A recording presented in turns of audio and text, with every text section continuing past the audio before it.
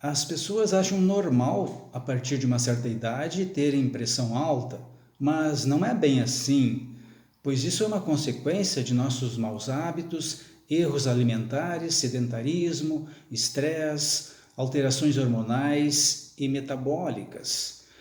Eu preparei este vídeo para aquelas pessoas que desejarem desenvolver um estilo saudável de viver.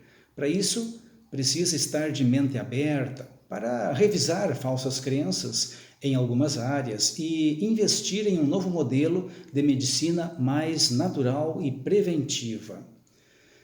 Mas já vou avisando que é trabalhoso desenvolver saúde.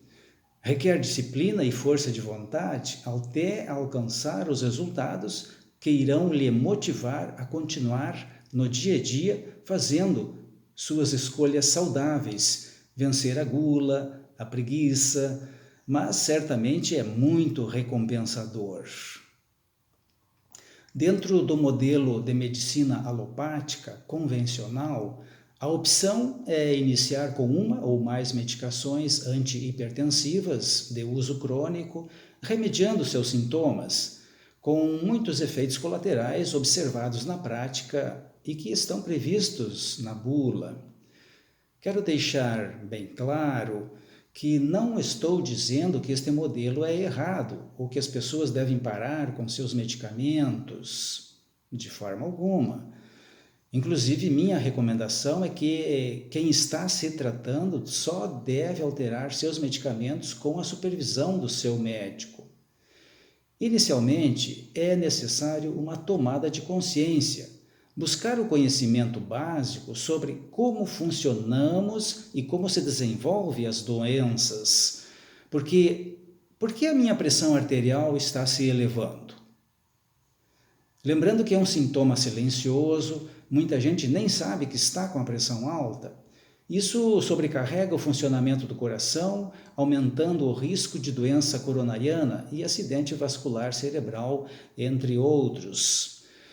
Neste vídeo, pretendo oferecer várias medidas que podem ser desenvolvidas para você controlar sua pressão arterial de forma natural e que já vêm sendo divulgados por vários médicos consagrados nas redes sociais, como Lair Ribeiro. Logo, não tem nenhuma novidade, apenas tive o trabalho de resumi-las e explanar de forma prática e objetiva. A seguir, vou enumerar e comentar cada uma delas, salientando que é o conjunto de ações que realmente vão fazer a diferença. Inicialmente, precisamos trabalhar nas causas principais que elevam a pressão arterial, como obesidade, hipotireoidismo, diabetes, ácido úrico elevado, desequilíbrios hormonais por ocasião da menopausa e andropausa, entre outros. O meu trabalho com a modulação hormonal em consultório tem exatamente a finalidade de corrigir essas alterações hormonais e metabólicas. A questão genética é relativa e depende mais do estilo de vida e do meio ambiente de cada pessoa para que os genes se manifestem. Ou seja, se os pais têm pressão alta, os filhos podem realçar ou emudecer essas tendências genéticas através de suas escolhas diárias. E isso se aplica para as mais variadas questões. Este é um fascinante capítulo estudado mais recentemente pela epigenética. Maus hábitos e vícios. Olha só, a nicotina e outras porcarias contidas no cigarro reduzem o calibre das artérias e engrossam o sangue, facilitando a agregação plaquetária. Logo, a pessoa se tratar para pressão alta e continuar fumando é um total contrassenso, mas, enfim. No caso da bebida alcoólica, o uso moderado pode até fazer bem, como um cálice de vinho em uma das refeições ou uma cerveja 2 a 3 vezes por semana. Porém, o consumo elevado vai intoxicando nossas células. Controle do estresse. Sabemos que o estresse faz parte do nosso dia a dia, mas precisamos aprender a lidar com aqueles incômodos crônicos e recorrentes.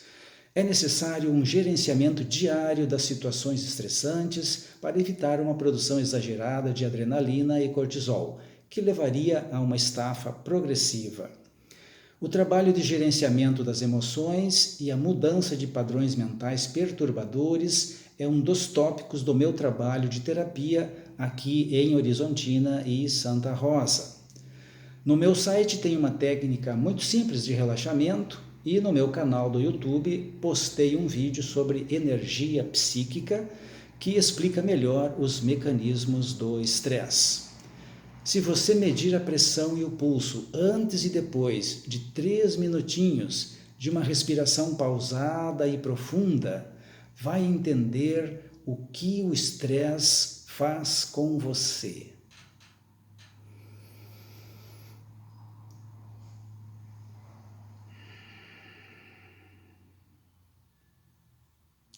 Controle do sono. Deixe seus problemas fora do quarto de dormir. Não leve para casa seus inimigos. Quanto mais escuro deixar o quarto, melhor. Dê oportunidade ao seu corpo e ao seu sistema psiconeuroendócrino fazer sua manutenção. Naqueles casos que a pessoa tem dificuldade de esvaziar a mente de preocupações para pegar no sono, pode acrescentar nessa respiração calma, pausada e profunda, uma contagem regressiva a partir de 99, acompanhando o movimento respiratório. Ou seja, ao inspirar, conta mentalmente 99. Ao expirar, conta 98. E assim sucessivamente, procurando visualizar em sua tela mental os números como em um luminoso. Em 2 a 3 semanas de prática, você instalou uma senha para uma ótima noite de sono. Convém lembrar que sedativos para dormir geram dependência, alteram a fisiologia natural do sono e contribuem para as doenças neurodegenerativas como Alzheimer. Alguns casos de insônia podem ser resolvidos com suplementação com melatonina, magnésio, melissa, passiflora. Atividade física. O sedentarismo certamente é um dos maus hábitos, sem sombra de dúvida, a principal causa de adoecimento e morte em todo o mundo. À medida que envelhecemos, vamos reduzindo o nosso metabolismo, vamos acumulando gordura, vamos perdendo massa muscular, chamada sarcopenia, e massa óssea, que é a osteoporose. Para prevenir essas coisas, precisamos manter nossa atividade física e cerebral. E hoje a medicina do esporte nos mostra que só caminhadas não é suficiente. Precisamos também de musculação. Então, o ideal é um dia fazer caminhadas intercaladas com uma corrida, com a intensidade dependendo do seu condicionamento físico. Mas o ideal é sempre procurar exigir um pouquinho mais do seu corpo. E no outro dia fazer algum tipo de musculação, mesmo caseira, ou pilates. O importante é se disciplinar para criar a rotina. E você vai valorizar muito esse esforço quando for viajar e tiver que carregar malas, ou então, por exemplo, brincar com os netos. Controle do peso próximo ao normal, conforme sua altura e biotipo. Se os homens soubessem que o acúmulo de gordura na barriga vai contra a sua virilidade e potência sexual, certamente cuidariam mais disso. Acontece que a gordura acumulada sequestra em boa parte a testosterona produzida, além de que ocorre uma maior produção de estradiol nas células gordurosas, que é um hormônio feminilizante, o que explica o aumento do volume mamário em muitos homens. Além disso, a obesidade favorece a transformação de testosterona em dihidrotestosterona, que é o hormônio responsável pela hipertrofia da próstata. Se você está acima do peso, além da reeducação alimentar proposta logo abaixo, deixo aqui algumas sugestões consagradas. Primeiro, jejum intermitente. Comece fazendo jejum de 3 em 3 dias, de 16 horas cada vez. Ou seja, se você jantou às 20 horas, só vai voltar a se alimentar no almoço do outro dia. Pode tomar água e café preto, sem açúcar. O Dr. Lair Ribeiro afirma que a água morna com meio limão antes das refeições é excelente para tirar a fome. Recomendo que use um canudinho para tomar a água com limão para não afetar seu esmalte dentário. Depois que estiver mais adaptado ao jejum, pode ir fazendo dia sim, dia não, até chegar próximo de seu peso recomendado. Outro método natural de emagrecimento é usar vinagre de maçã orgânico. 2 colheres de sopa em um pouco de água antes das refeições. O Dr. Wilson Rondó, em seu livro Diabetes Zero, explica o porquê ele é um entusiasta desse método simples e barato. Reeducação alimentar. Uma das áreas médicas que mais evoluiu nos últimos anos foi a nutrologia, que vem derrubando muitas crendices alimentares. Talvez a principal foi sobre as gorduras.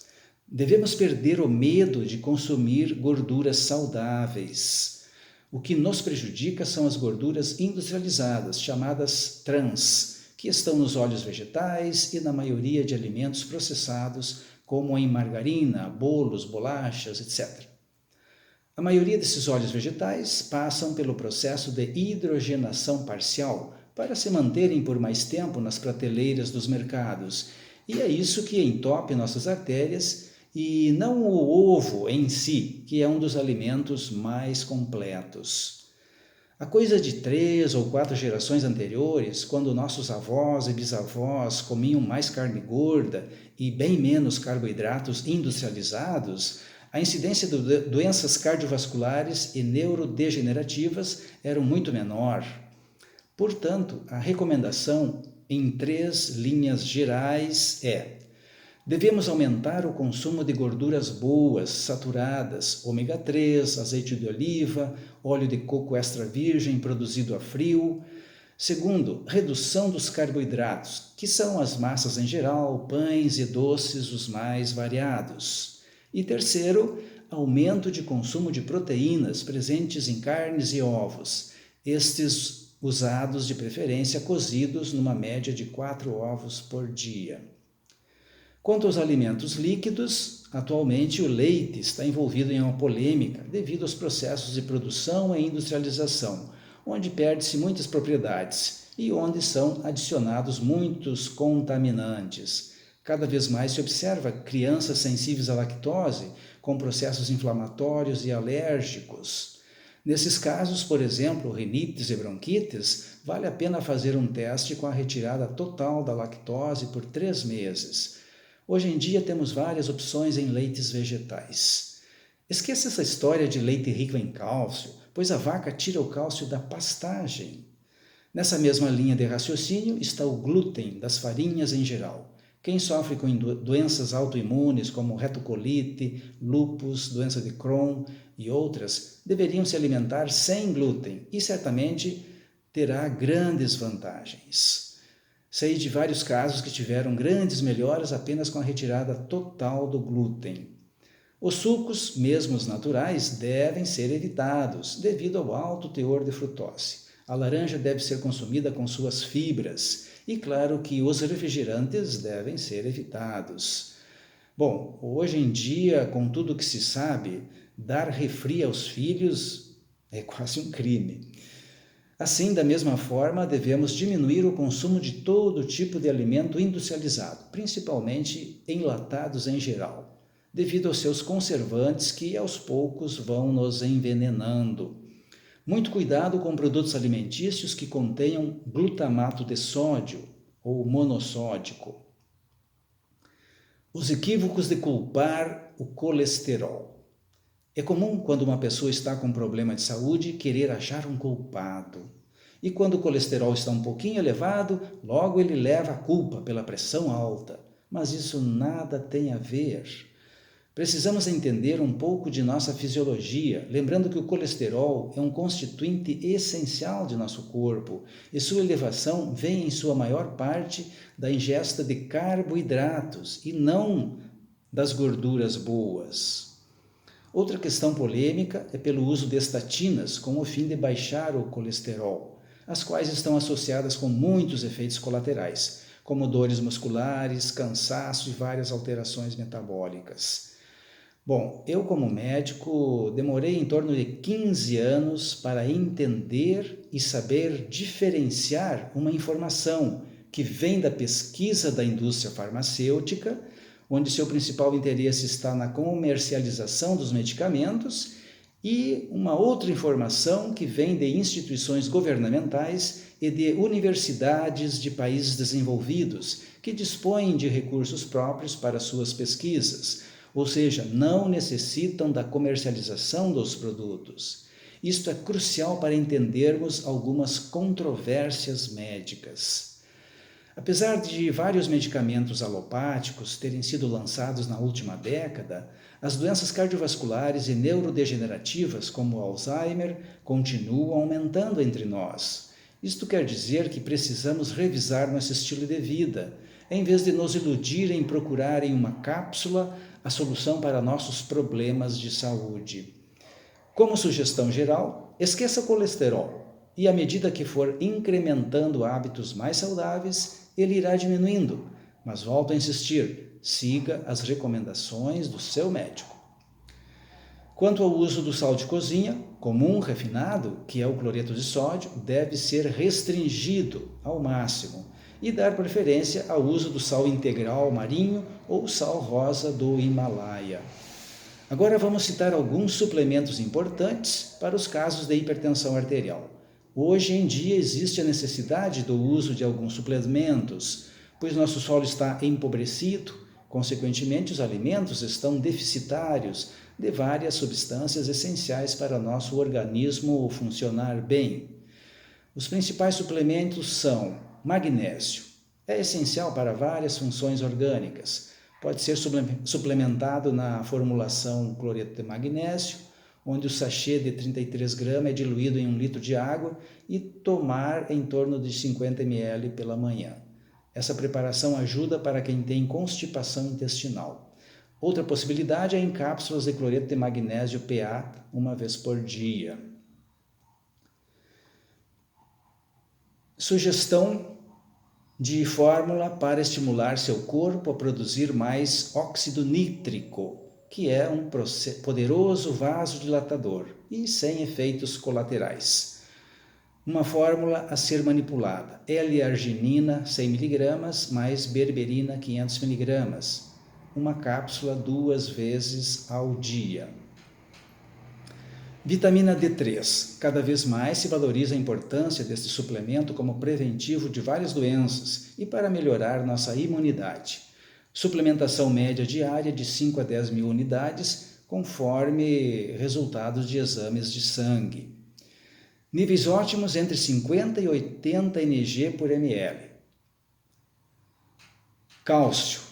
Sempre que for fazer suplementação desse mineral, deve-se incluir vitamina K2, magnésio, vitamina D3 e cuidar do equilíbrio hormonal, pois o uso isolado do cálcio favorece a calcificação de vasos sanguíneos e válvulas cardíacas, contribuindo no processo de aterosclerose.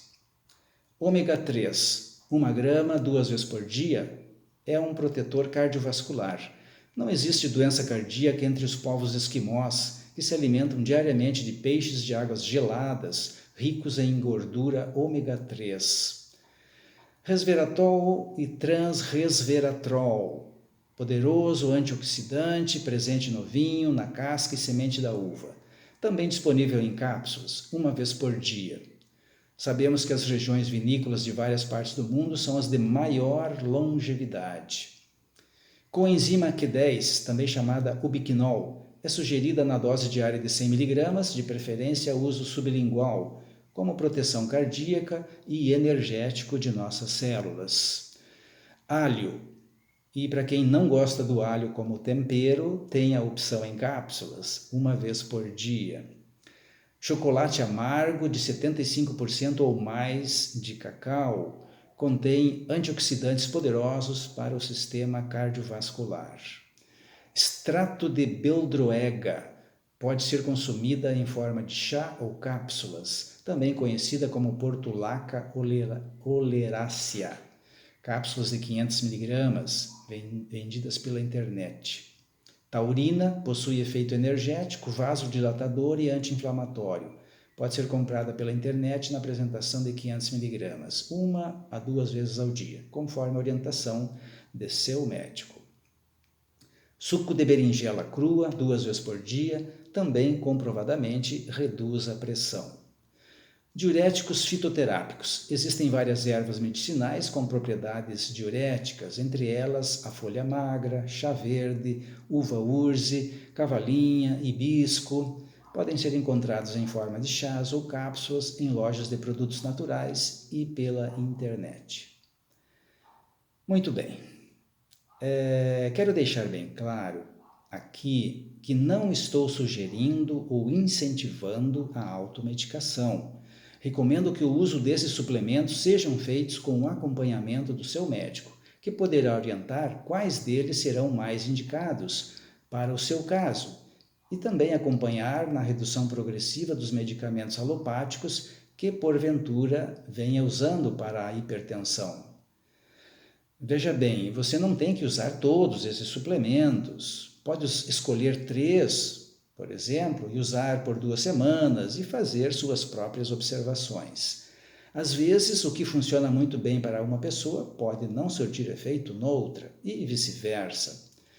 Também pode-se usar os suplementos associados aos medicamentos alopáticos, com muitas vantagens. Lembrando, mais uma vez, os suplementos somente irão funcionar se você desenvolver um estilo de vida saudável.